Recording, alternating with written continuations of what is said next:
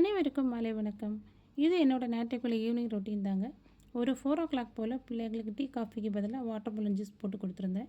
அப்புறமா பிள்ளைங்களுக்கு கொஞ்சமாக சிக்கன் பாப்கார்ன் ஃப்ரை பண்ணி கொடுத்தேன். பிள்ளைங்க அதை சாப்பிட்டுட்டு படிக்க போயிட்டாங்க.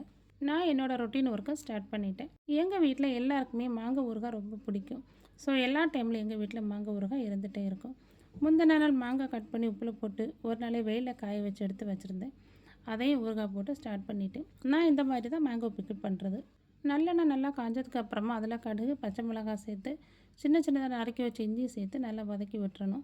இஞ்சி நல்லா ப்ரௌன் கலர் வந்ததுக்கப்புறமா நம்ம கரைச்சி வச்சுருக்க மிளகாய்த்தூள், பெருங்காயத்தூள் இதை கூட சேர்த்து நல்லா மிக்ஸ் பண்ணி விட்டுடலாம். அது நல்லா பச்சை வாசம் போனதுக்கப்புறமா நம்ம கட் பண்ணி வச்சுருக்க மாங்காவும் இதில் சேர்த்து மிக்ஸ் பண்ணி எடுத்துக்கிட்டால் போதும். நல்ல எம்மியான ஸ்பைசியான மேங்கோ பிக்கிள் ரெடி ஆயிடுச்சு. நைட்டு டின்னருக்கு இட்லி ஊற்றி தேங்காய் சட்னி வைக்கலாம்னு முடிவு பண்ணிவிட்டேன். அப்படியே தேங்காய் ஜாரில் சேர்த்து சட்னி கரைச்சி எடுத்தாச்சு. என்னோடய பிள்ளைங்களுக்கு க்ரீன் சில்லி அரைச்ச சட்னி வைக்கிறத விடையும் காஞ்ச மிளகாய் அரைச்ச சட்னி வைக்கிறதா ரொம்ப பிடிக்கும். இட்லி சட்னி ரெடி ஆயிடுச்சு. ஹஸ்பண்ட் ஆஃபீஸ்லேருந்து வரதுக்காக நாங்கள் வெயிட்டிங்.